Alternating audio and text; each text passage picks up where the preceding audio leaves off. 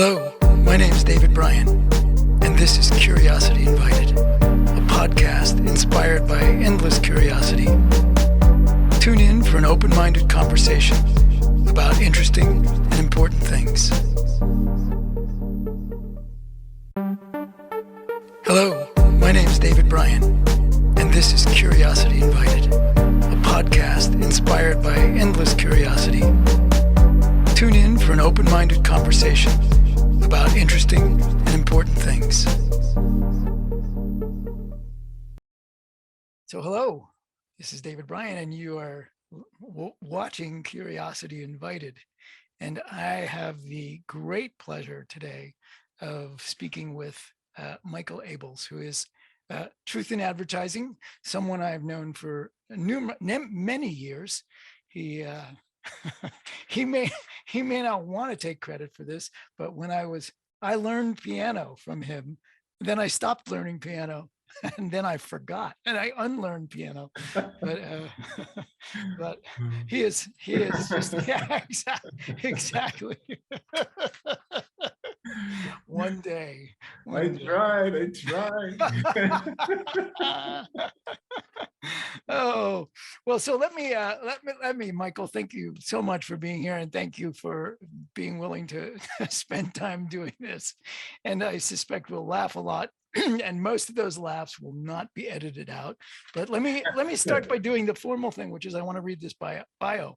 And so Michael Abels, if you don't know, although how could you not? He's everywhere at the moment, but he is a two-time Emmy-nominated composer, and he's best known for his genre-defying scores for the Jordan Peele films Get Out and Us, and soon to be the film Nope, which we know we will not hear anything about until it is out. Absolutely. But Get Out and Us, and for which Michael won World Soundtrack Award, the Jerry Goldsmith Award, a Critics' Choice nomination, and multiple critical awards. The hip-hop influenced score for Us was shortlisted for the Oscar and was even named Score of the Decade by The Wrap. Other recent media projects include the films Bad Education. That was Hugh Jackman, yeah. Bad Education, Night Books, Chevalier, and the docuseries Allen versus Farrow. Michael's creative output also includes many concert works, including At War with Ourselves for the Kronos Quartet, and the opera, which is fascinating, the opera Omar, co-composed with Grammy-winning singer-songwriter Rhiannon Giddens. That's much better this time. His other orchestral works have been performed by the New York Philharmonic, the Atlanta Symphony, the Chicago Symphony, and many others. Some of those concert works are available on the Cedille, or is it CD? I don't know. Cedille? Do you know? CD. Yes, that's what I thought. My French is coming back. CD label, including Delights and Dances and Winged Creatures. Abels is also, and this is, I'm hoping we can talk some about this. Abels is also co-founder of Composers Diversity Collective, an advocacy group to increase visibility of composers of color in film, gaming, and streaming media.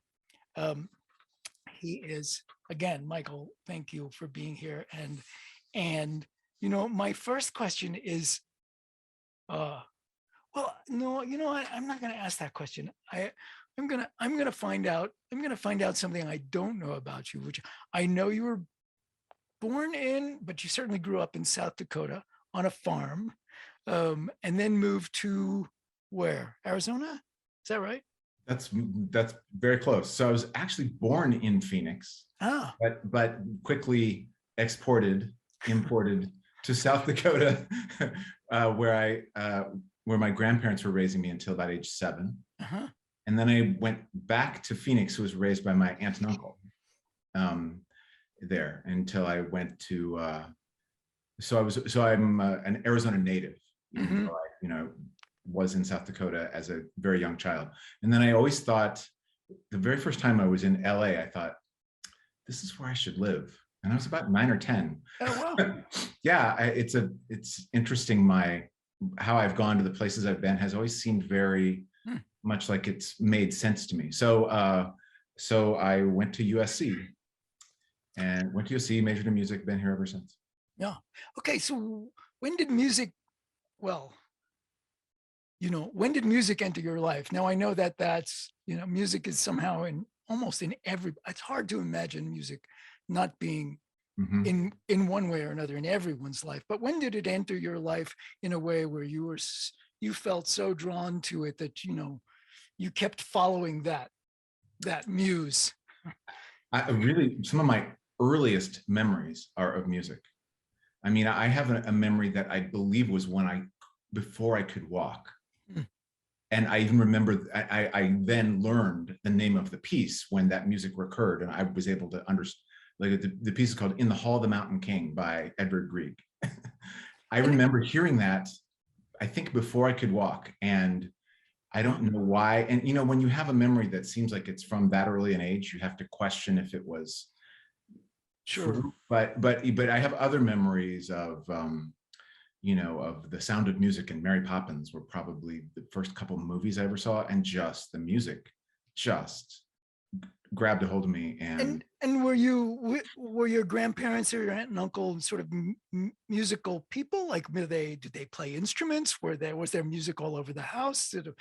Could you just like reach your hand out and grab some string thing? Or it wasn't, they weren't musicians, but they were. Here's what they were. So in every farmhouse in South Dakota at that time that I remember, there, in the living room, there was a television and there was a sofa. There was also a spinet piano. And so the message I got was that, people in their they sit on couches, they watch television, they play pianos. I just assumed that everybody could play the piano. I assumed that I myself could play the piano. And I assumed that too. And you know how that yes. Our assumptions are always, anyway, but then what I wanted to do is I wanted to play Do Re Mi from The Sound of Music, because I love that song. Sure. And I thought, well, I'll just play that.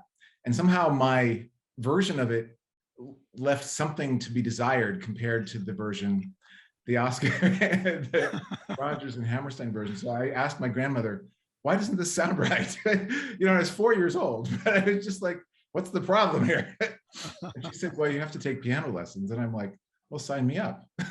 That seemed like the most like I had to be able to play that. It was just necessary. And, you could say that that's an odd feeling for a 4-year-old to have, but to me, it felt utterly like I have to play this song. It's very important. And if it takes practice, then I'm down. And then was it unlike some of us, was it then an easy, like your fingers found the keyboard and you learned to read music early, and you were it just sort of, there's learning and then there's acquiring, right? Yeah. I mean, and so is it one of those, like, did you acquire music that in that way that we learn language, or that we acquire language? I believe so. I mean, part of it was the youth. You're in that magic age, which we talk about in education, between about kindergarten, first grade, and fourth grade, where you can learn things that you will never forget. Yeah. And that was the exact age that I was learning music, and it all seemed like a fun game. And one step followed the next, and you learn one finger at a time. But because you're 4, except for your attention span, just the things you learn seem very, easy. Yeah. So, and I always found one thing I think, and I was always told that I was good at it, so I got lots of positive feedback of, this is really great, so, and because I just had a love for music, there were a lot of things it was a perfect storm of a lot of things that made it a fun, easy thing for me to learn to do. But I think also, one thing I've always loved is a puzzle. I'm kind of a puzzle person. Yes. And this is part of why I loved the song Do Re Mi, because it essentially says that it's a game and a system and a puzzle, yes, and you can switch the puzzle pieces around into whatever you want. Like a Mobius strip, right? I mean, that song is that way. Yes. Yes. And yeah. I just thought that was the most when you combine that with, I was really aware of how music made me feel. Like it wasn't just that, oh, it's a fun puzzle, but then the fun puzzle creates these emotions that you can't even really explain why it does. But at that young an age, when you're learning a language that goes into you like it becomes a part of you, you learn nuance about the language that it's very difficult to acquire later. And so I learned, when I was learning music, I'd be like, oh, these two notes sound like this, and these other two notes sound like that, and that's different. And in this one song, I hear how those two notes make this feeling, but then they don't use these other notes, and isn't that interesting? And I wouldn't really share that with people much. It was just kind of my observation of, I think when you're learning language, you do that. And so anyway, this was a thing that made music a special language for me. And was you, like when you were learning, so I got do re mi, and what came after that? Did you get steeped in classical music? Did your music teachers at whatever age that was, say, okay, it's time to learn fingering, and it's time to learn this, and it's not, and that's how you were trained? Or was it learning pop songs, learning songs that were on the radio? What was that? Well, it was both. It was, when you begin piano at an early age, there are methods that have proven to be great for generations. And I was put on one of those methods, and you follow the book and you play one piece and you learn it, and then you learn the next one. Yeah. And those are all designed to, they're simple pieces, but they're designed to help you with the skills that all add up to something later on, and all that's especially fun when you're young, and that just the idea of doing a new thing is great. And then as I got older, my piano teachers would, much like teachers at other grade levels of other subjects, incorporate things that I was particularly drawn to learn. And I would hear those things the way we all do, through media and however we find them. And I wasn't particularly, so because I was being trained as a pianist to read music, I was certainly comfortable with classical music. I was able to fall in love with everything that we love about classical music from the point of view of learning to play it and feeling like I was owning my performance, and that's invaluable. But then also I would be struck by something on the radio or that I came across in a film or something, and I would just want to play it no matter what. And I find that all music students are that way, that there are things you learn because they're lessons, and there are things you learn because you are compelled. And what you always find is that playing the thing you're compelled to learn, even if it's much too hard for you, it increases your ability in some way, because even the attempt at doing this thing that's impossible brings you along from wherever you are to wherever you're going. And it also, like you learn to play music because you love music, and if you can't play the music you love, like what is the point? What's the point? Right. So you every teacher who I think is wise, when the student is inspired by something, you're just like, okay, you're learning it, and and maybe it's great or maybe it's terrible, but it's because that's the payoff. So so I would hear things and especially the older you get, and when you get developmentally to when you're in middle school, then in high school, then a person really takes ownership of their own musical tastes at that point, and it becomes not, I'm going to learn this piece because my teacher says, but you learn music, you learn that the music you like, for better or worse, makes a statement about who you are as a person, and suddenly the stakes are raised when you get to middle school. And so I was also learning music because my friends liked it, or because I liked that artist or something like that. But all of that, when you're motivated, there's nothing that makes you learn like when you have some external motivation. And were there other instruments, or was it always, your fingers on the keyboard, or, did you want to join a rock band or God knows what, play lead guitar, or whatever? I did, but the problem was I had gotten so good at the keyboard by the time that I thought I'll take on other instruments, that the having to start over thing was very frustrating. Oh, wow. Because I was always comparing my ability. I took a little guitar, I studied guitar for a couple years, and my feeling from it was always just, my fingers just don't move that way, and it's not nearly as good as. And it's terrible, because I actually love guitar, and I played a little bit of drums but then also what was happening, there is that I was really realizing that I was a composer more than a performer. And therefore, you learn the instrument not because you expect to be playing in a rock band. You learn it because, well, you need to know how that instrument works. You need to be able to think like a person who does play that instrument. And I'm constantly, when I write for instruments, I'm like a playwright, in that a playwright cannot play the ingenue and the old sage and the blue collar worker all in the same time. The playwright has to speak with their voice. The playwright has to generate what that character would say. And that's what I do when I write music for instruments. Do you have any insight of how that developed for you? Like, I mean, one of the things that, from the outside looking in, from the outside, which is to say, I play the radio, but that's it. From the outside looking in, it looks like the range of things that you are able to do, to compose for, seems broad. And, in some ways it seems like perhaps to people who are steeped in music, the way you are steeped in music, oh, ho hum, whatever. But from the outside looking in, it seems like, wait, really? That too? And how did that happen? Or is it narrow and I'm just naive because I don't know anything about it? Well, I don't think you're naive at all. How can I answer? How'd you learn to play like? How'd you learn to think like somebody who plays the oboe?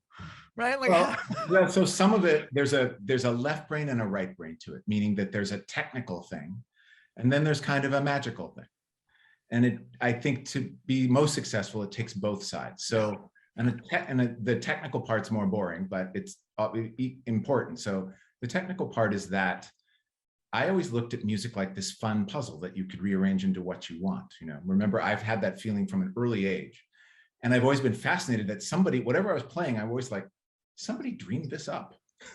That I was always just impressed by that.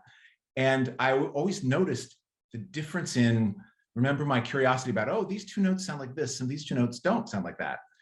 Whenever I would hear music in a different genre, I'd be like, why does this sound so emotionally just completely evocative of something completely different than this other thing, even though it's all on the piano? Mm-hmm.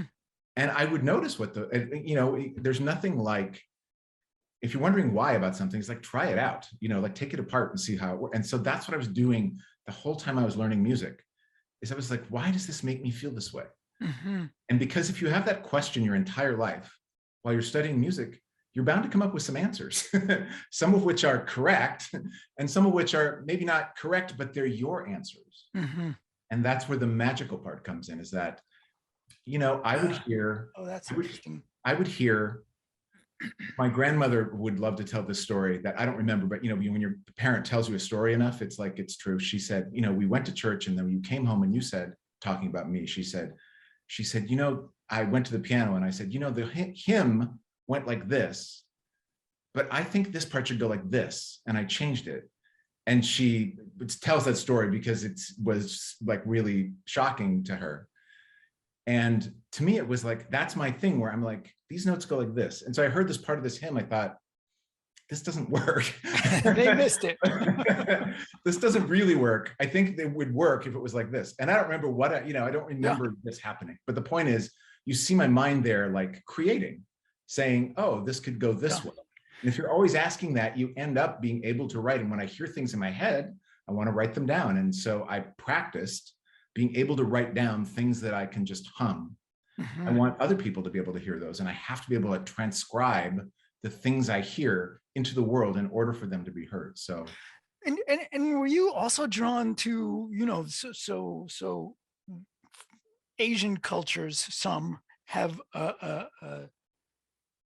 what, again, from the stupid seat that I sit in, they have different tonal scales, right? And was that fascinating as well? Was that something that when you heard it was like, whoa, what's that? How do I understand that? Or eventually. I mean, growing up, I didn't have access. Right. I just wasn't exposed. But when I was, which was more in the 80s, kind of, was when I first really started. I mean, I was fascinated enough that I wrote this piece called Global Warming, which is not really about climate change. It's really about warming of international relations. It was written in 1990 when the Iron Curtain came down for the first time. And so I took that phrase and I used it as a pun to write music that sounded like it was from different cultures. That was not an ethnomusicological treatise. It was not me saying this is exactly how this is. It was me just hearing music and with my own voice expressing my joy and interest in, you know, diverse cultural music. So well, here's the question that is, you know, I'm going to get it over with, so that because it's been sitting in my mind since I thought about that we're going to have this conversation. So Michael Abels, the, you know, very creative human being who suddenly is being pulled at and offered things. Well, there's nothing negative about it. You're being pulled at from many different sides. Could you do this? Would you do that? Could you compose a piece that, hey, I need you to do a film score? So all these things are sort of coming at you. And does that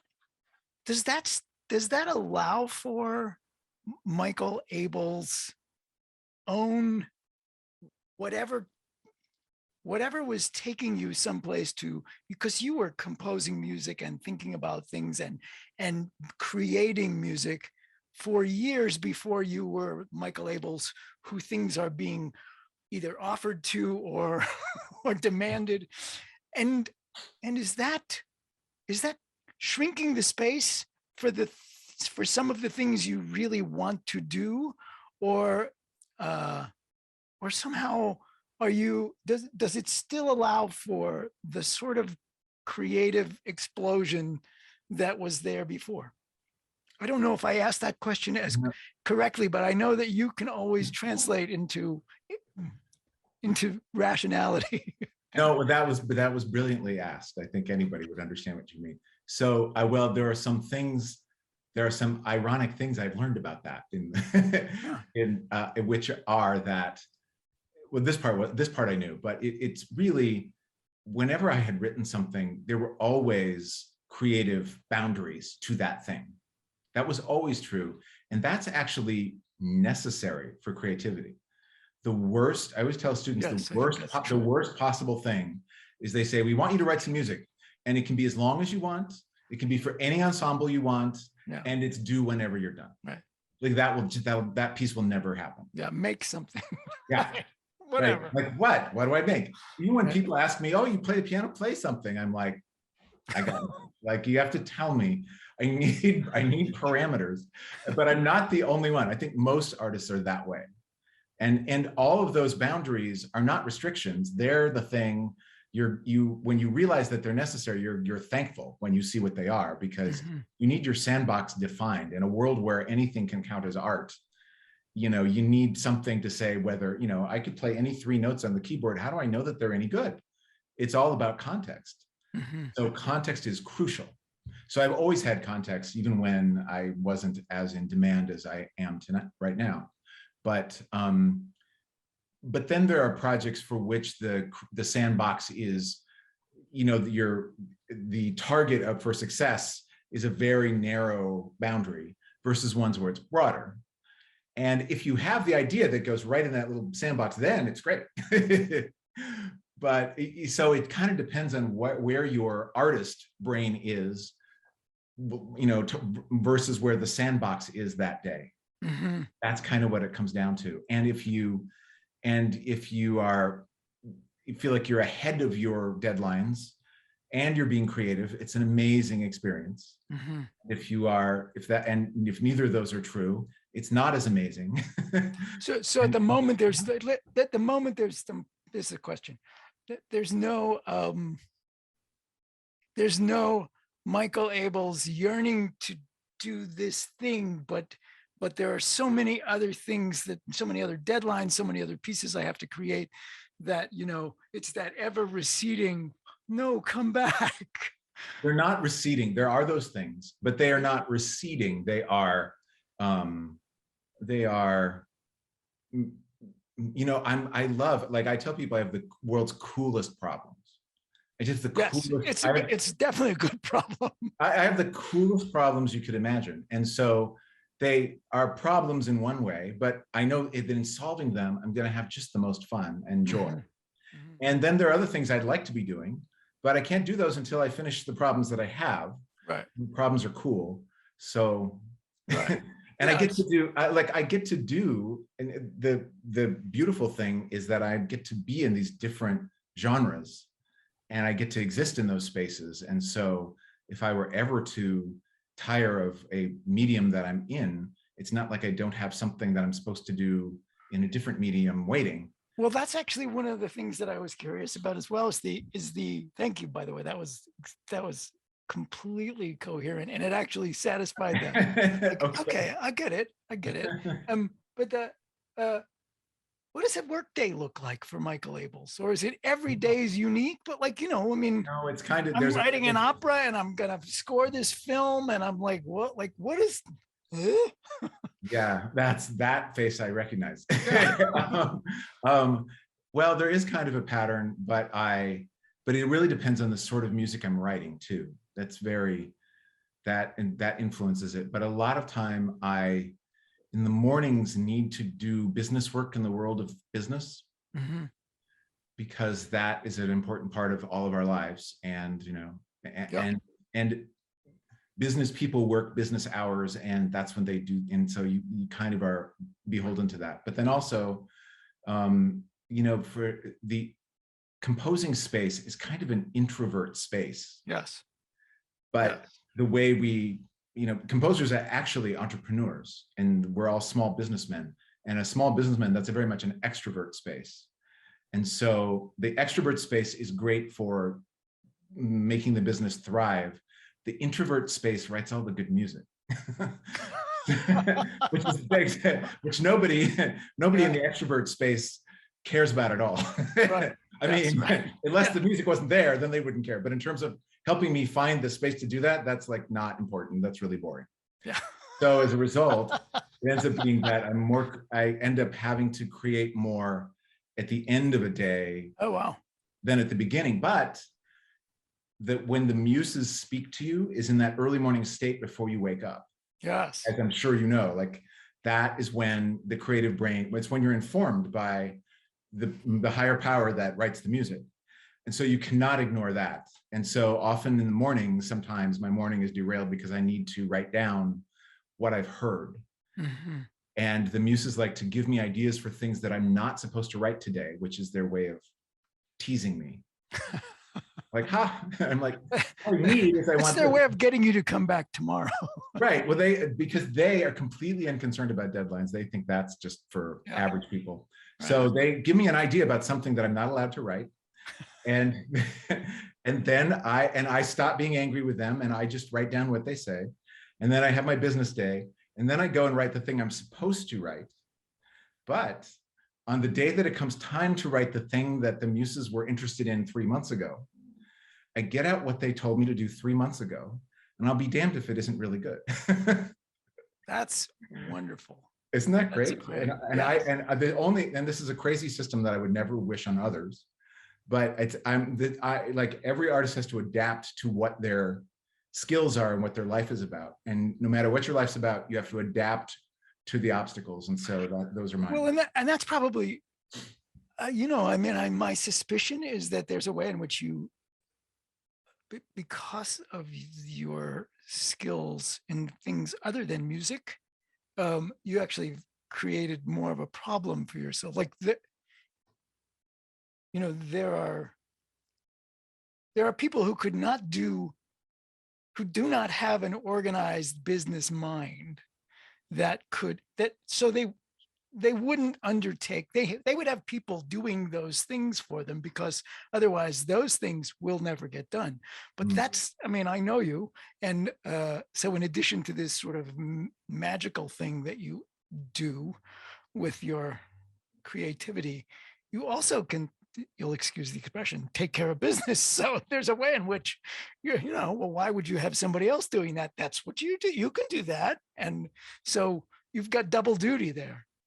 I do, and I need, but but I ought to delegate more of the business stuff, and I should have figured out a way to delegate more of that about 2 years ago, and I just haven't. And that's an interesting psychological thing about me that I'm kind of still working out. But anyway. Yeah, no, I get that. I get that completely.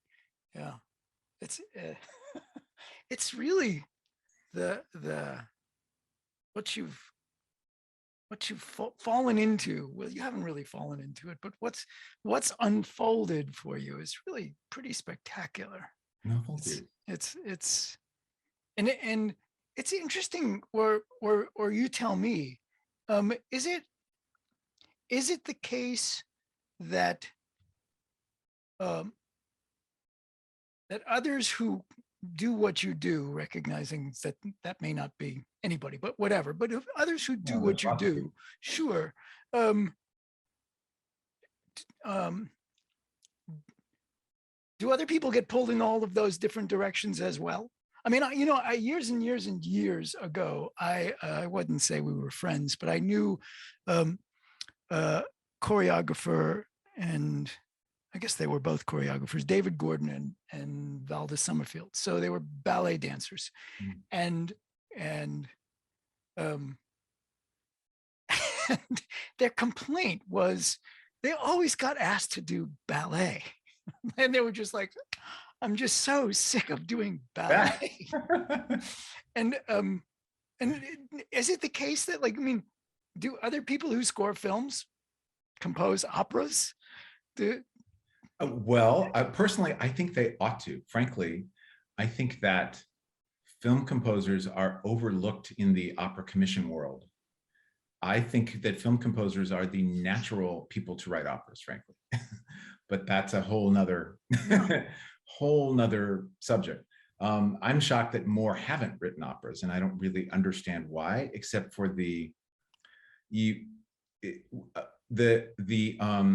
know, so when you're putting pen to paper or finger to MIDI keyboard to come up with an idea, you know, the style of music doesn't matter at all at that moment. You have to have an idea, and you have to figure out how it's going to, you know, manifest itself and what comes, you know. But the culture of concert music, that's you know, orchestral or opera or anything that's performed on a concert, and media music is so different. You have to be able to understand the differences of culture and how to operate in both those spaces. And you have to believe that that's a worthwhile endeavor for you. And I don't know that all composers either understand both cultures or feel like it's worth their time, because overall, this is not to say this is a generalization, but overall, media work, the payment at the higher end is much higher than it would be in the concert music world. And so, you know, people are incentivized by things like that, because if you're going to put all your time into something, you want to think that you'd be able to feed your family. So these things are all factors, but personally, I think that opera is a natural art for composers who scored a picture. So that's interesting. Yeah, I'd never thought of that.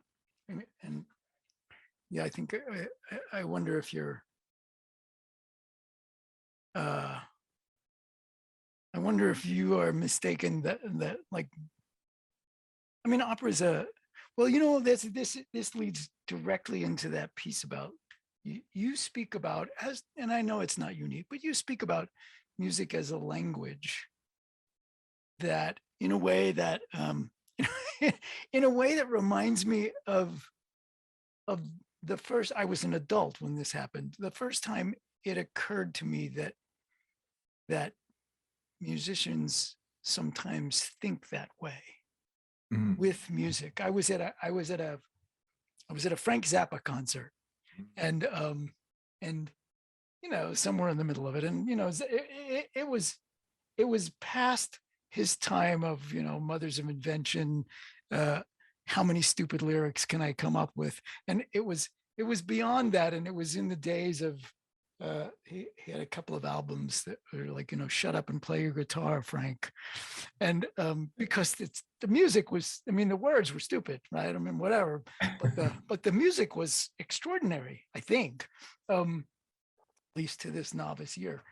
But it was a moment where he came to the front of the stage, and and the other musicians were doing what they were doing, and he took his perpetual cigarette out of his mouth. Sadly, that's the thing that killed him, right? Took his perpetual cigarette out of his mouth, put it in the strings near the tuning pegs, and had this look on his face as he was playing. It's like, and it just dawned on me. It's like, he's thinking.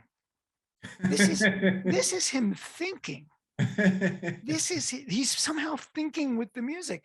And so the way you speak about music as a language, and I was particularly struck when I heard something that you had said, having to do with the opera that is it already done?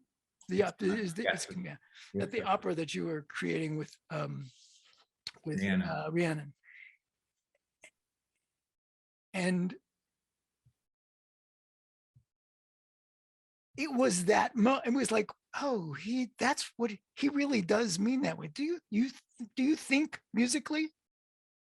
I can. I mean, I feel like it happens the other way. Like I think, and then I think, and I translate that to a feeling, and then I translate that to music. So, but music that I just stumble on. You have to both lead yourself and allow yourself to be led when you're playing. And while I'm doing both, trying to do those together, I'm listening to the things that I didn't intend to see if I like them. And I'm responding emotionally to what I'm doing. And that seems like thinking. Yes. It seems very much like thinking. Yeah, I think of it as because it's emotional. I think of it thinking as like, yes. when am I going to pick up my dry cleaning? No, right. but an emotional response to music, that is thinking of a different sort. Yes. So yes, I absolutely think because otherwise I would never know whether I liked what I just did or whether to write it down or wait for something better. So. And could you say something about the process of creating that opera with Rhiannon? Yes. So Rhiannon, for people who don't know her, is an amazing artist, and you should listen to her music now, because you will be a better person.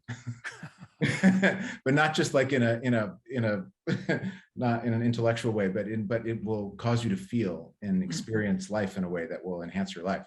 She's known as a, I guess you would call her a folk artist, or they put her in a genre called Americana. And all artists kind of bristle against genres. They come after the music, not before the music. Right.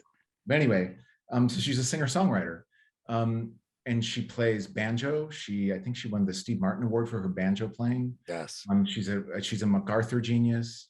She's a Grammy winner, and all these things are very well deserved. And when she sings, in her music, the song she writes, she's about recovering our Black history.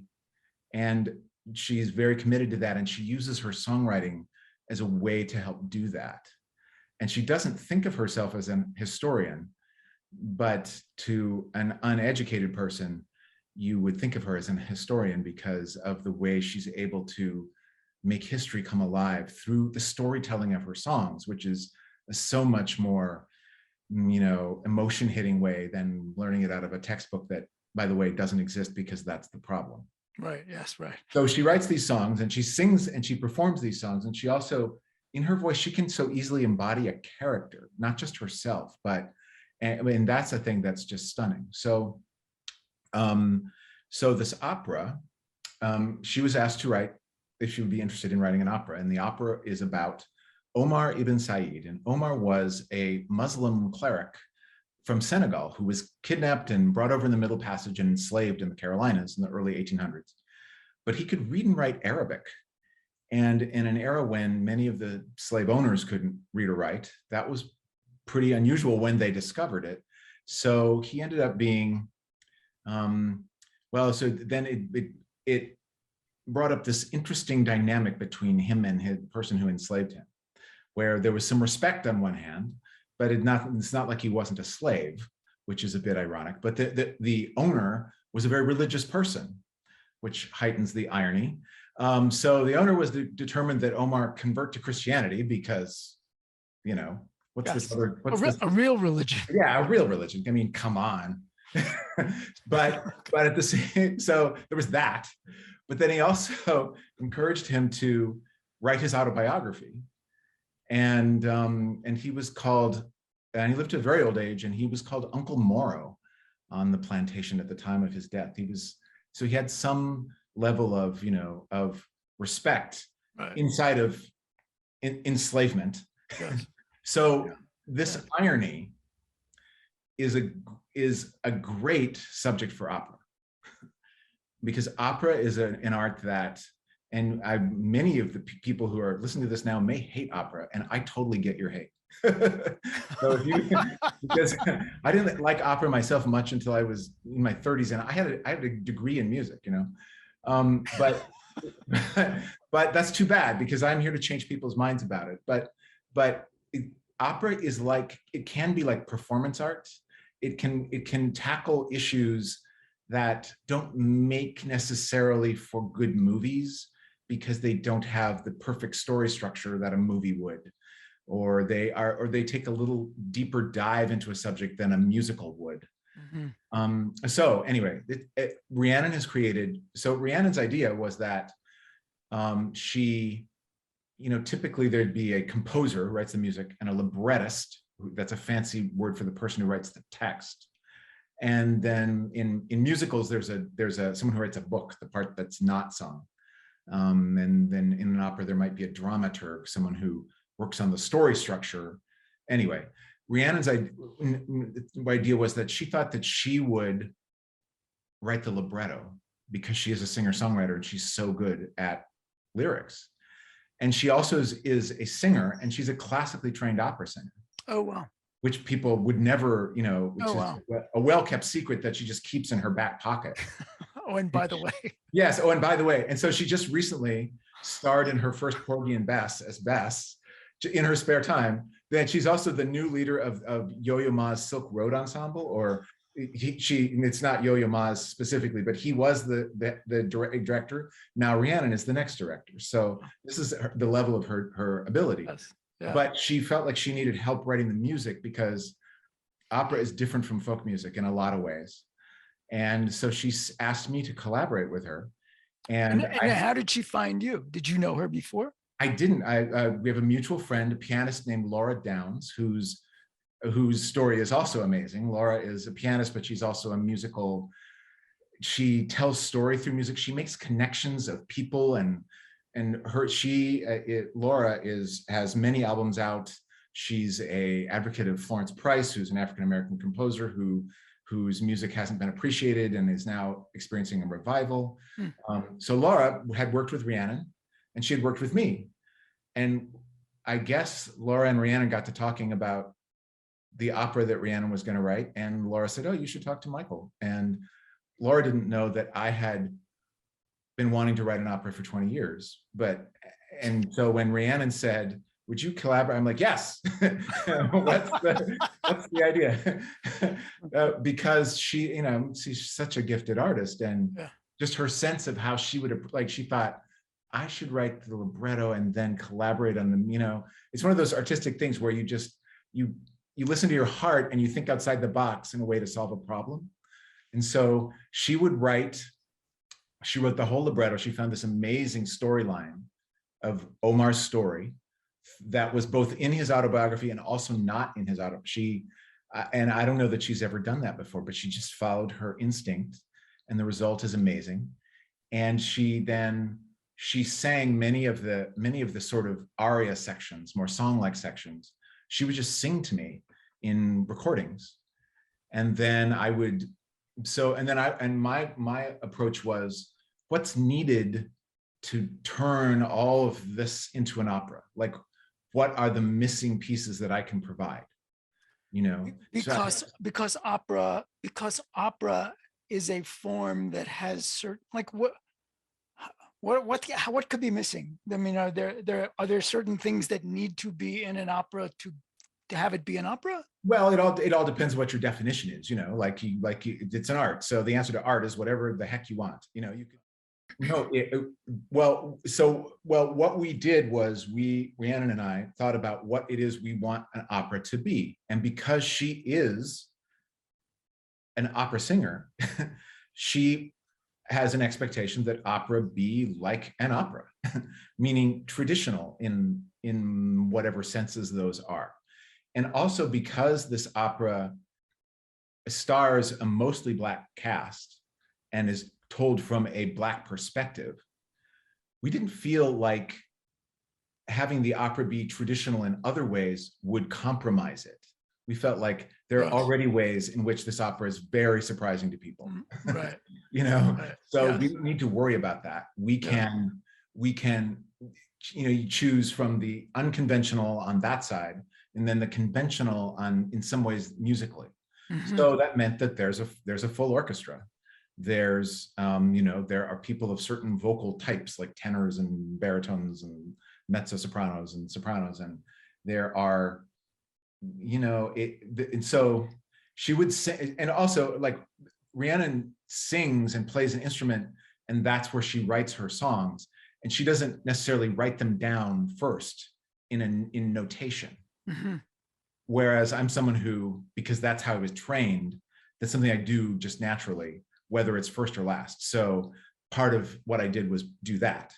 And then there's an orchestra, and she, plays fiddle and banjo. And so there's a whole need to create, and an orchestra in an opera doesn't just accompany the singing. The orchestra needs to participate in a way that's three-dimensional. The music needs to feel not just like it's a translation of, it's hard to explain, but there's a three-dimensional need for the music. So it's not, they may be in the pit and you don't see them, but it's very much, the singing is part of the instrumental music and vice versa. And vice versa, yeah. And then there's the thing about narrative music. And narrative music is really just like film music. It's music that exists to depict action or depict an emotional curve. A character begins in a certain emotional place and they go to another place, and the music helps take them there, or helps explain to the audience that they're there. This is where they're going, right? Yeah. Yeah, and so songs are not, music for film is required to be that way, or it's 90% of the time that way. It's narrative. Sometimes it's not. Sometimes it's more like a music video where a piece of music just sets a vibe, but most film music is narrative. Well, most songs are setting a vibe. A song is a moment in time that sets us a vibe. So I ended up, when there's dramatic things that happen, the music needs to be dramatic and tell the story in that way that dramatic music does. And so that's where my skills came in, is helping bring there are sections that are very song-like, and a lot of those were written, Rhiannon came up with a whole idea of how that song would unfold, and then I would, cast it in the orchestra and in the setting of the opera. And then there are other sections that are dramatic, and that's mostly me doing what I do. And the idea is that it's, even though I'm telling you what I did, when you listen to it, I don't want you for a second to think that it's not what, so the way I would do it is to write with her colors, is to take the colors of that she's leading with and use those colors to fill in the details of things around it, so that it all feels like one thought when it's all the way. Mm-hmm. It's fascinating. How long did it take to do this? How long did it take you both to write this, to create this opera? So the thing is, you do it in and around the rest of your life. and that's actually That's why the question before about what does a work day look like?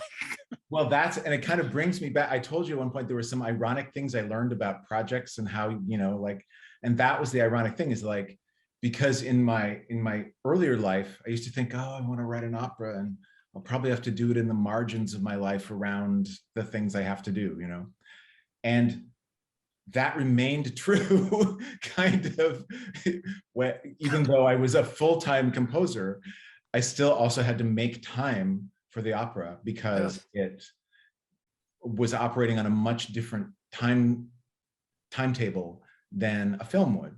Yes. And that was just, and that's part of the culture of both those arts. They have these different timeline cultures, and you have to embrace how to make each of those timelines work. And then also there was the pandemic postponing the premiere not once but twice. Wow. So, and then, but in doing that, you can't ever leave a work alone, like they say about, I think I first heard this expression about houses. When you're remodeling your house, they say the remodel is never done, it's just abandoned. And they say that about other large scale works of art. So so the opera was done, but then it was put off. So then we're like, oh, well, then we can change this because now we have time, So then the opera wasn't done, and then it was done again, and then it got put off again. And so I can't even tell you how long, except that we met in 2018, and and when did it open? It's gonna open. It's gonna open. Or maybe you will, depending on people watch this, it will have opened on May 27th. I was gonna say, well, close. Yeah. 2022. So, and I would say that timeline is, you could write an opera in a shorter amount of time than that, but I would bet that it's somewhere in the range of normal. I really, it's my first opera. I don't know. Are operas things that are usually written by, well, I mean, you explained it before, there are different pieces to it, but when credit is given for writing the opera, is it usually a person or is it multiple people who, an opera by blah, blah, blah, right. blah, It's traditionally it's that the music is by one person. Right. And the libretto is by one person. And those are the people who are given credit and the director will be another, but the people who are given credit for writing it are usually the composer and the libretto. And the libretto, I get it. So the way we've done it is unconventional because Rhiannon wrote the libretto, so that's conventional, but we're co-composers. I see. And it's a team. Yeah. And I think that it's, it's a viable way to do, especially like often composers collaborate on musicals. There are teams that do that. I just think that we were willing to think outside what was standard, and it's among the most rewarding projects I've ever worked on. I'll bet. I mean, I feel like we both, talk about it as our baby, or one of our babies that we just really feel like is going to reach people, and what is and help tell our history, and is also an evening of a worthy evening of entertainment for anyone who chooses to. Right. It's got so much dimension to it. It's so multi-textured, and it's well, we're living at a time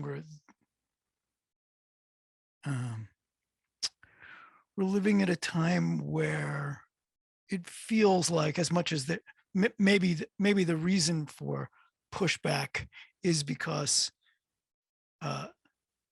it feels like the wave is finally breaking on the shore in a way that is powerful, having to do with historical awfulness. And there's still plenty of awfulness to come, and et cetera, but this is a moment that Yeah, this is a moment that hasn't been around for maybe ever. And I think that's true. yeah, Just you saying it, but I mean, at least in our country, I see it as that the threat of a multicultural society is so challenging to people who have never wanted to see it that way, right. that they're willing to fight Yeah, to it's make sure great. that it doesn't happen, even though Yeah. there's no evidence that that can possibly No, it's, end but up it's, with a functioning country. But yeah, that part, exactly. they don't see And that part. it's, and it feels like as, as terrible and as frequently powerful as it is, it's almost like it's like a tsunami. It's coming. You can probably go to higher ground in that concrete building and be okay for a while, hunkering down. But this thing's coming, and you may not like it, or you may come to like it and understand that it's not a threat. It is it is a fullness that you have never experienced before. Um, but yes, it will be uncomfortable. But it's not. I mean, it just seems to me it's not stoppable. I mean, just the numbers. It's not possible that, and yet, so yeah, we all know where that is.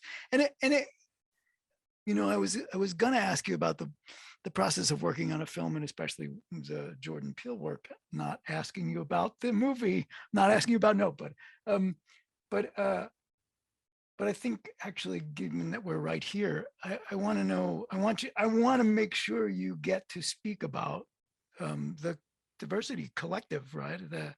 I know it has a title, and I don't have it memorized. No way. It's Composers Diversity Collective. Yes.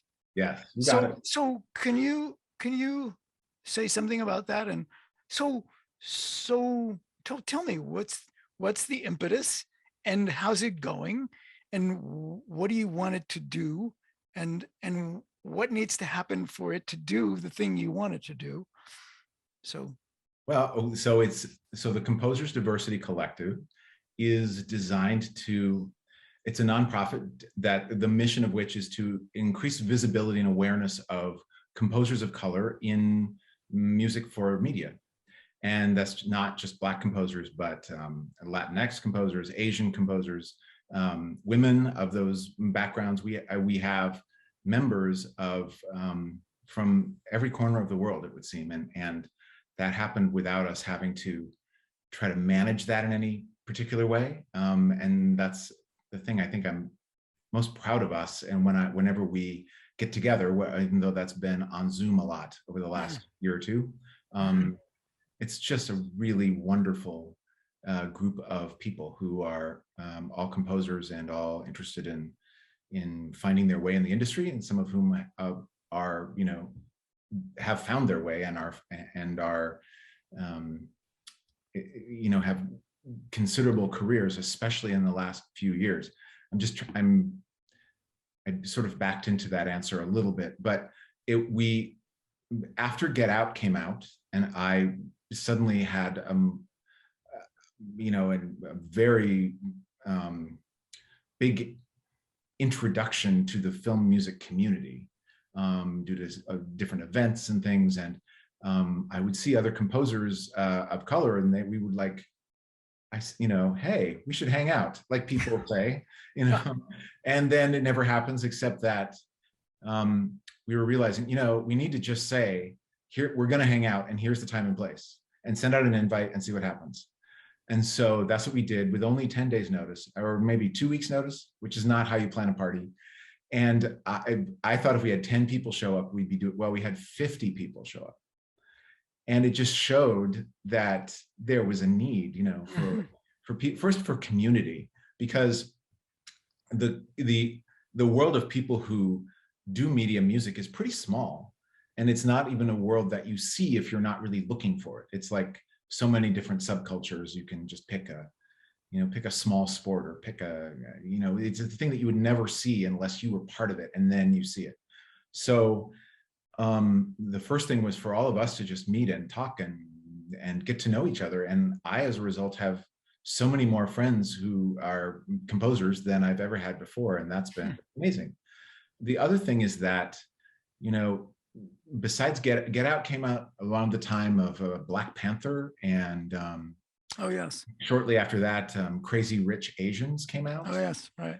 And so all these films taught Hollywood that, diversity is not just good for the soul, it's also good for the box office. And that busted a long-standing myth in Hollywood. And once that happened, I think there were a lot more opportunities for people at every step of production in the industry, meaning every step, meaning there were a lot more people of color who could have their pitches heard. Right, at least get their toe in the door. Exactly. Get a exactly. conversation going. And right. Yeah. It turned the conversation from, oh, that'll never sell, to, oh, really? Tell me more. Right. And that difference, that's night and day when it's a series of conversations and perspectives amongst a whole group of influential people. So it was also a good time for us to come together and say, here we are, because, people have for a long time said, well, I want to be diverse. Inclusion is great. I don't know anybody.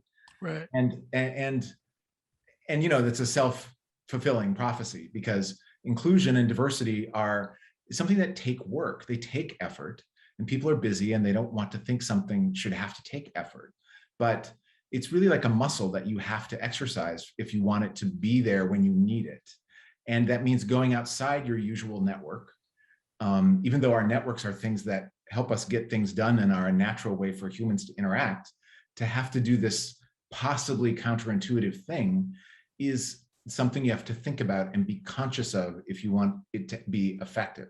So once people realize that, yes, I think that that's a good thing, and I'm willing to do the bit of work that it takes to not just consult all the people I normally call when I want something, be open to other people who are qualified but just aren't born, opportunity adjacent, if you will, that then a difference can be made. And I think that that's finally happening. And it's, and is that a piece of the mission, not the mission, but the work of the collective is to let, there's a way in which if you made it easier, if the collective could make it easier for people to, I don't know what to do, I don't even know who to call. Hey, wait a second, you could call us. That's exactly right. That's exactly right. It's like, well, the people who said, well, I want to be more inclusive, but I don't know anybody, we can say, hey, let us fill up your contact list with all the people that you could know. It's just that. It's like, if Hollywood's going to going to open the door a little wider, then we need to make sure there are people willing and ready to walk through the door. Right. And that's what we're doing. So that if you are willing to be inclusive, gosh, let us help you. Let us help you make it easier, because we know that it takes work. And how did you go about, or do you go about getting that word out? Was it you or whoever it was knocking on doors and saying, just so you know, well, we got this thing. It's a thing. This is a thing where that's really kind of like, that's where it's a business thing. It's like any business. That is a business thing. It's any, and any nonprofit has this challenge. Well, so we were at a place where before we had a technical issue, we were at a place where we were speaking about the work of the nonprofit. The Composers Diversity Collective. Yes, no, I know, but you were speaking about the work that it does in making it known, making it known that there are composers of color who are capable, ready, eager to work, and also gathering those people, right? I assume that there's both of those things are going on, right? There's the outreach to people who could say, yes, we want to hire somebody, and then there's the people to be hired. Yeah. And how much of your time while you're writing an opera and scoring a movie, how much of your time does this take? And how many hours are in your day, by the way? It takes some time. I wish we were able to, all of us in the collective, I wish we had the ability to spend more time. The good news is that a lot of our more senior members are as busy as I am. Oh, wow. That's wonderful. That is wonderful. It's wonderful. And all this has happened. I mean, I don't know what each of them would say, but I feel like the amount of work that they've been asked to do in the last few years. We're now in our third year, maybe third, and I feel like many of the more senior composers in the group are much more in demand than they were just a few years ago. They were. Right. Yeah, and this is what progress looks like. And a lot of times they are asked to work on films. So here's another interesting thing is that, they're sometimes asked to work on projects that are, that match their ethnicity. And that's specifically because the producer's looking for someone who understands that culture. And they want to make sure that they don't miss a step, and we've seen studios that have missed steps in their inclusion and diversity on big projects, and it's really been embarrassing. So I see a lot of producers making sure that that doesn't happen. But then also as a composer, you want to be, maybe the culture that you're from is not necessarily the type of music you're the best at, like maybe you regard yourself it's a little like an actor who, based on their face is typecast in the thing, and that's the end. It's probably easier for composers because ultimately in our music, no one cares about our face. But when you're being hired, people very much care about your face as they do in every other job. And so that's an interesting thing that we also try to, help people notice. Whether we're being, typecast purely by what music you think we're good at versus what we might really be good at. Right. Anyway, we have a website where we have members have profiles and examples of their music. And I may have that, but could you make sure you send that to me so that I can make sure it's in the description? Oh, okay, great. Yes. Et cetera, so that we make sure to put that out there. And is everybody a volunteer? As of right now, we have an admin, and so she's receiving, some sort of stipend. Yeah, exactly. And we are looking to maybe take that next step in that. But in nonprofit, as you well know, really running nonprofit is really running a business, but with a different set of criteria of success, and so we're taking those steps because we want to continue to be visible and not have our senior leadership be so busy that we're not as visible as we need to be in our advocacy way. But the other thing we do is fortunately, several different studios have reached out to us about doing mixers with our group. And so we've had both in-person and virtual mixers. We had one with Netflix, we had one with ABC. Oh, that's great. Yeah, and these were instigated by those studios. Oh, that's terrific. Yeah, and they're ultimately when you hire someone, it's really, you look at their resume or whatever, like when you're hiring for anything, you look at you have qualified candidates, and then there's a point where you go with your gut. Of course. And with directors and composers, the directors are asking a composer to basically be the heart of their film, to provide the music, which is sort of the heart of a film, if it has a lot of music. And to just hire someone on, and you have to just feel a relationship with them and a trust that's it's very deep. And so you cannot just say, well, X studio, how many composers of color did you hire this year? You can say that. The stat is not indicative of the relationship between a director and a composer is really important. And so it takes like a generation of work in this area, I think, for there to be lasting change. And it seems like there's change, but I can't tell if it's a fad or if it's real change. And of course my hope is that it's real change. Right. Well, I think actually Yes. I mean, that is absolutely the hope. And I, I'm just going to be optimistic. I think that tsunami will show up in all sorts of ways. Right. It's Yes. just, in some ways, in the least interesting way, it's just a numbers game. And that's okay. That in and of itself is like, oh, there you go. So, so, uh, yeah. That's interesting. You just said that the music is, or the composer, or the person creating the music is the heart of the film. Okay, Well, that's not that's not an intuitive thing. So tell me about that. well. If that's what I said, then I retract that immediately.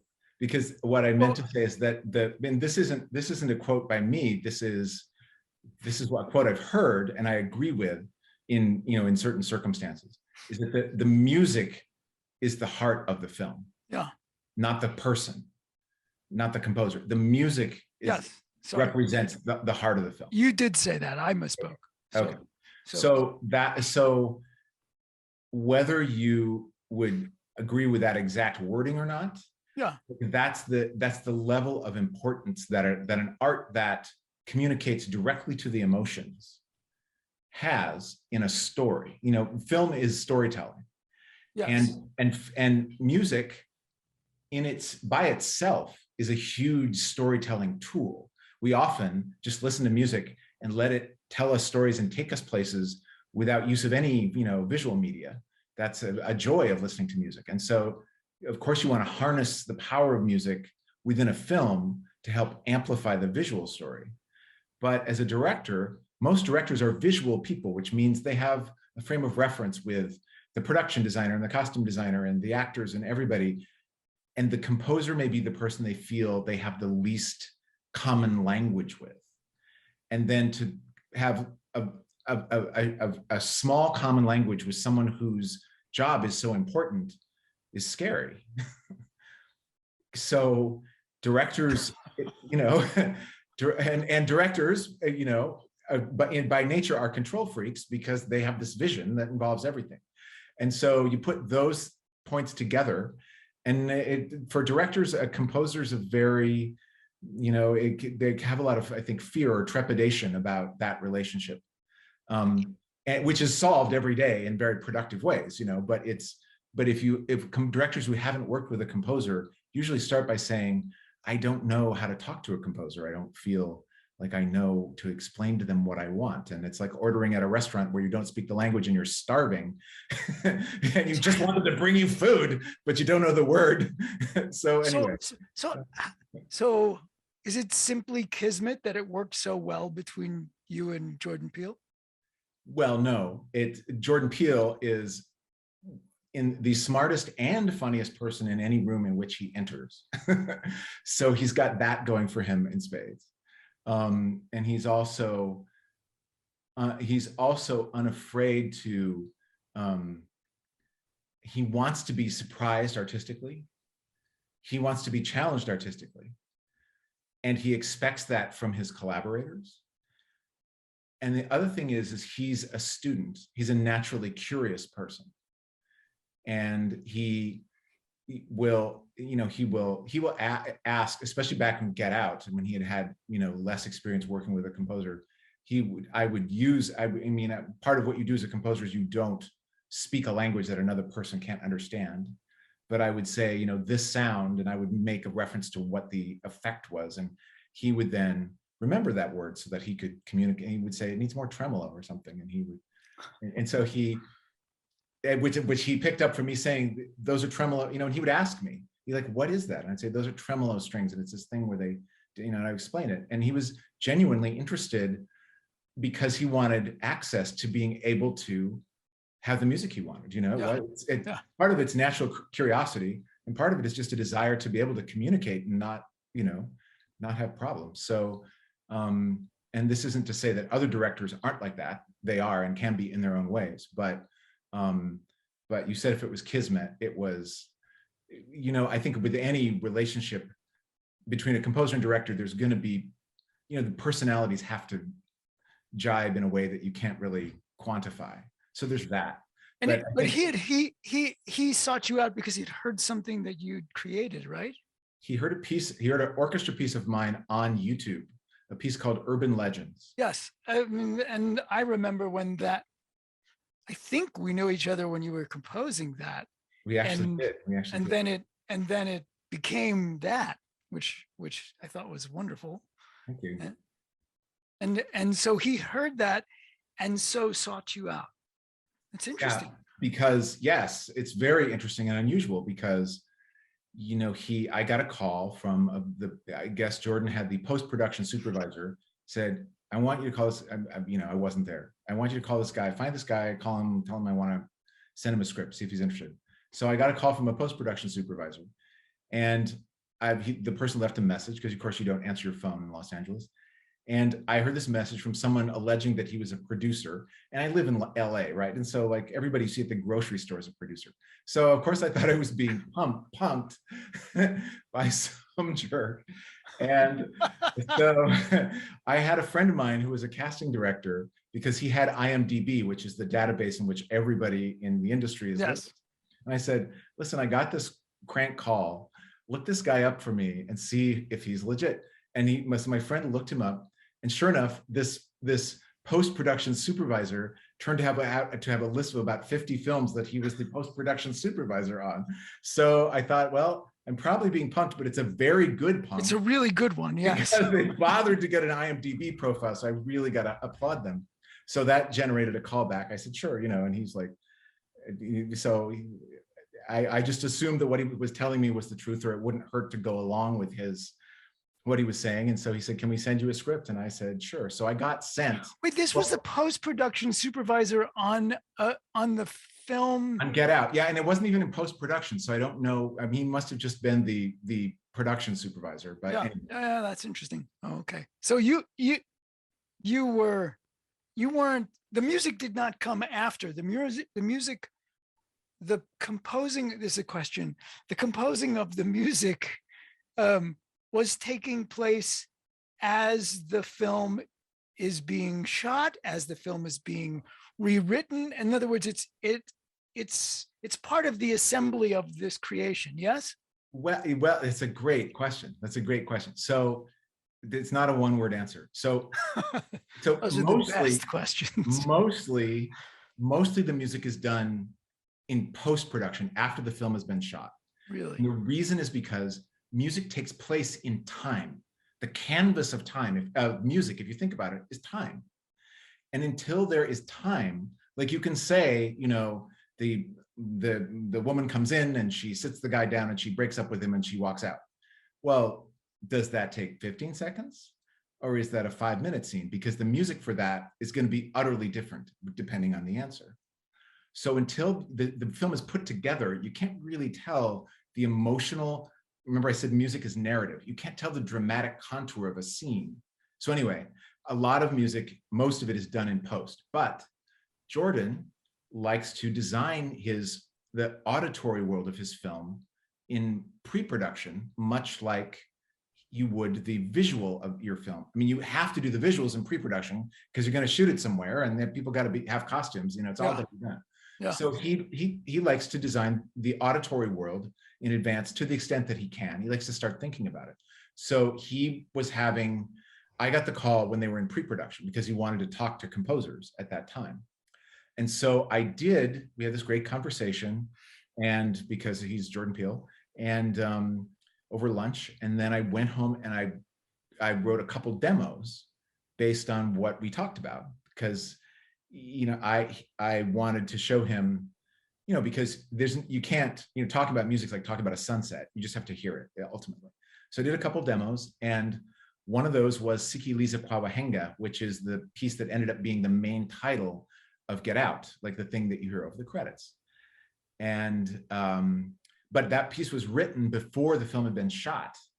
So and then Jordan went and shot the film, and I didn't even talk to him for 4 or 5 months. And then when he came back and the film was edited together into a rough cut, then he sat me down and he showed me the rough cut, and the demo, Sikiliza kwa Wahenga, was the main title in the film. And I thought, well, okay, so this is why haven't gotten fired yet because because I thought for sure the producer, Jordan would come back from our lunch and say to the producer, and this was before he was the Jordan Peele that we know him to be. This was his first film. Yes. I was sure he would get back to the production office or whatever and say, hey, so I think I found our composer, and I met him on the internet, or I saw his music. Yeah. Right. And the producer would go, now, Jordan, we don't hire our little internet friends to make our movies. That's not how we do it. But the thing is that he, this is where Jordan is Jordan. He has this, he can see people. He sees people in a way that he's one of those people who can see past any bullshit into who a person is and what's possible for them. And he does this with actors too. I mean, he did that with Daniel Kaluuya, who's now a huge star and was the star of Get Out.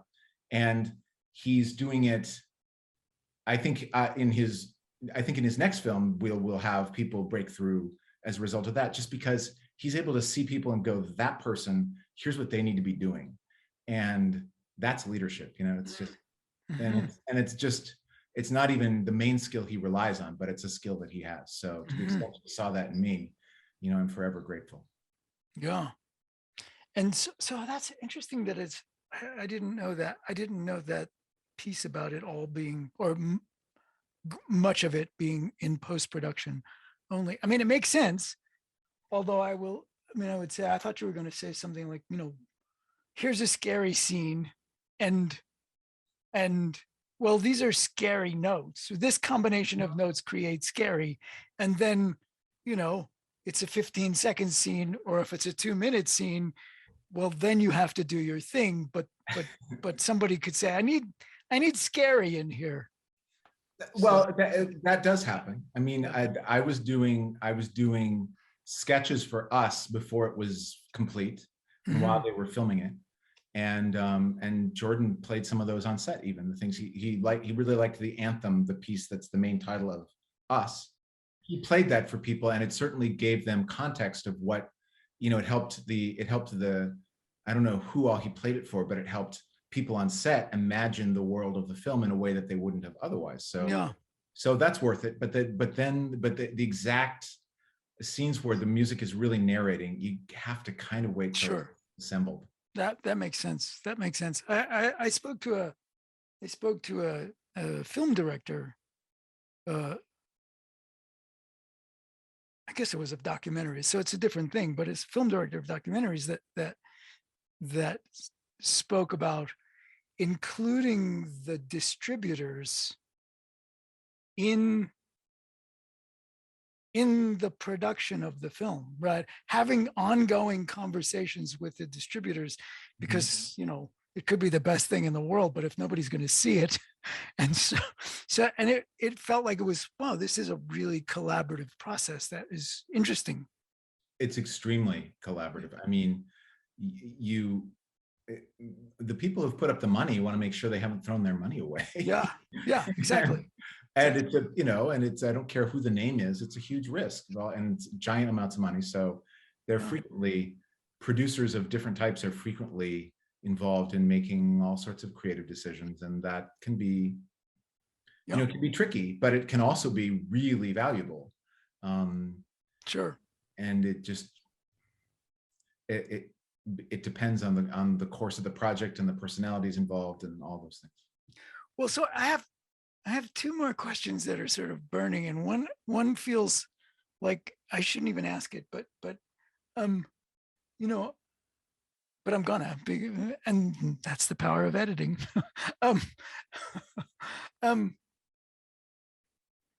Do you have places in your film? I mean, sorry, not in your film, in your current musical career, right, where you feel like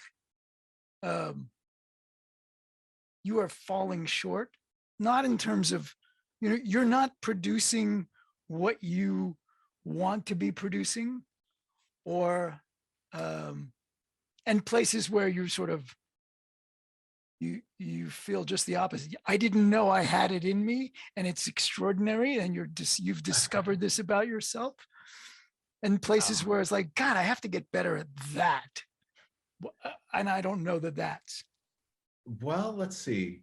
So the best music you write never feels like you wrote it. It feels like it was like you transcribed it. Like it was there and you just knew it was, you heard it, and your job was just to bring it into the world as exactly as you heard it. And so any piece that I've written that I had that experience of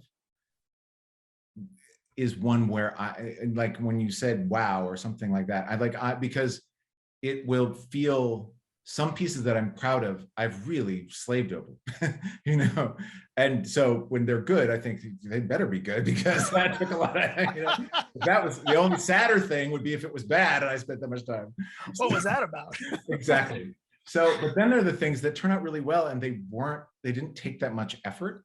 Mm-hmm. And so then you're really realizing that it comes from someplace beyond you, because you're like, this was way too easy. But I mean, I will just say, from the outside in, that's what only artists, and in the biggest sense of that word, say that or have that experience. Really, I mean, I think that that's one of those things that is, it's just, there is that. You used the phrase before. It's almost like you're being led, right? I mean, it's like yes, you're doing it, but it's something is pulling you there. Yes. So. And when you do that and you feel like you have transcribed it as well as you heard it, yes, then it feels very rewarding. But it kind of feels like an honor, Yeah. It feels like an honor from God that you were the person who was chosen, Mm-hmm. Yeah. And it's powerful. And so if you want me to cite something like that where I think I did that, so I got to write a piece for Hilary Hahn, who's one of the leading violinists in the entire universe. And she asked me to write a piece for her. It's just a short piece. And it took me only 2 days, which is not, given that it's only 3 minutes and it's for one instrument, is not a big deal. But it was just, it's not a big deal to you. No, it's not, I know, but it was just, that piece was just there. And it's this small thing, but it has this effect, and it matches her artistry, which she's just, she's off the chart, and then she's off the chart that she's off the chart, right? Exactly. She's off the chart. They haven't made that chart yet. No, they haven't. Right. And it's a piece that displays her artistry, but it's also a piece that can be accessed by anybody. You don't have to play the violin or know that she's a genius to appreciate it. And it has this certain sort of mesmerizing effect to it. And I can tell you I planned all those things, but that would not be honoring the process, the effortless process it was to write, And so when I hear that piece, I just think, wow.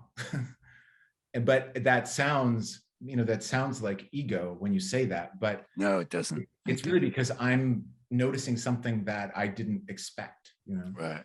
Yeah. It's, so in some ways it sounds, actually, I think there's a way in which it sounds, and probably is, the opposite of ego. It is, as if I didn't do this, it was kind of done. Right. It was done with me. Right. Yes. No, it was done with me. It was done with me, Yes. Absolutely. So anyway, so she's eventually gonna record that piece, and I'm thrilled about that. For all those reasons. But then things I feel like but the other one, the opposite of that, is one where you're constantly you constantly have the experience that it's not good enough. I mean, right. You just have that all the time. There's so many technical things about what the music's trying to achieve, and does it achieve that, and could it have achieved it better if I did it this way? You can second guess yourself in that way, to the point that you wouldn't get any enjoyment out of anything. Right. So I've managed to turn that off mostly, but also, when you're doing music for film, it's a collaborative art, right? And I feel like I'm one thing I get to do is I get to watch the actors' performances dozens of times because of the scene. You know, I'm writing for the scene, and I watch the scene, and I write the music. I watch the scene, all day, and it's always striking to me just how amazing actors are at portraying emotions that they're not really feeling. You know, I mean, we take that, you know, we give people acting awards, we pay them millions, so we appreciate that. But just when you see it and you really see it, you know, without anything else, it's just like, wow. Yes, You know, there is a certain wow, like there's a wow, and so I feel like my art is not acting, but it's music. I portray emotions with music, and I look at them and I think, well, I can't be the weak link in this scene, you know, like I have to, they're really emoting, you know, I've got to emote in my art to the level that they're doing with their art because they're really good. So I emote with my emotion, but it's a collaborative art. And so it may be that the way that I'm feeling about a scene is not the way a director wants me to feel, or is not the way the director wants the audience to feel. Or maybe the timing in which I'm expressing the emotion is off from how the director would want it. And so you have to have both the ego to, you know, this analysis where I play music and I hear it and I think how it makes me feel and I see if it's right, and then I execute it and I make it sound a certain way. The next thing I do is I play it for somebody, and that person instantly gives me feedback about how it has to change. You know? And that's either small stuff or major stuff, like you've totally, you know. Yeah, you've missed the point. Right, this is not how the character's feeling, and the audience will feel X out of this, and that's not what they're supposed to be feeling. And, you know, basically they tell you you've entirely missed the point of the scene. And usually they're polite when they say that, which is something nice. But you know, it's this constant battle of having the ego to make good creative decisions, and then having the lack of ego to take feedback and do it a different way, or to in fact emotionally interpret the scene entirely differently than what your own instinct is telling you.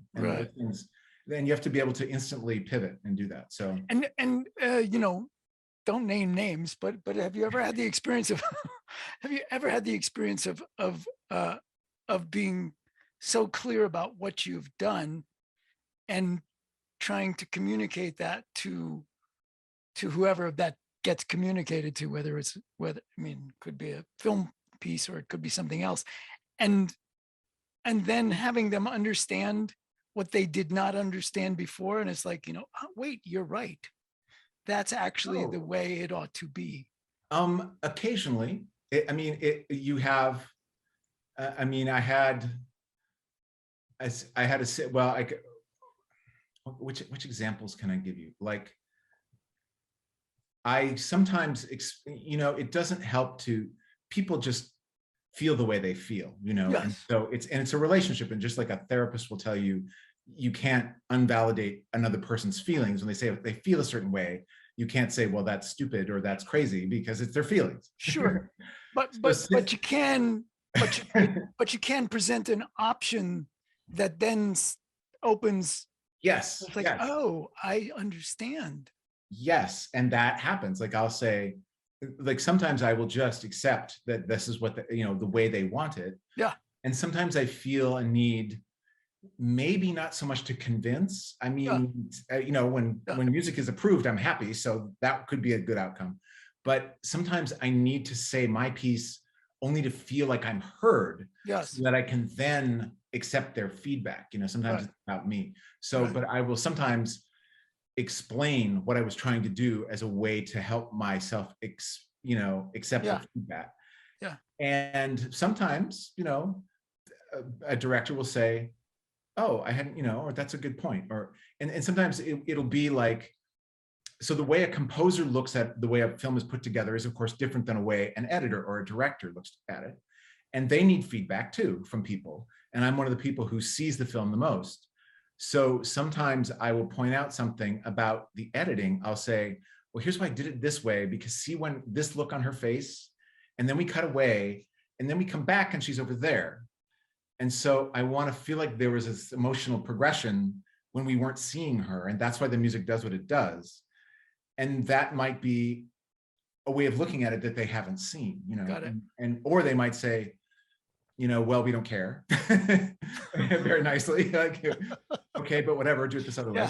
They might say that, or they might say, oh, yeah, I see what you mean. And then they might be, but then what it might happen is they're like, oh, good point. And then I come back and they've edited it. And they've edited it differently. Yes. Yeah, right. Because they've seen that the feedback was that an audience member, me, was interpreting it a way that wasn't serving the storytelling. Got it.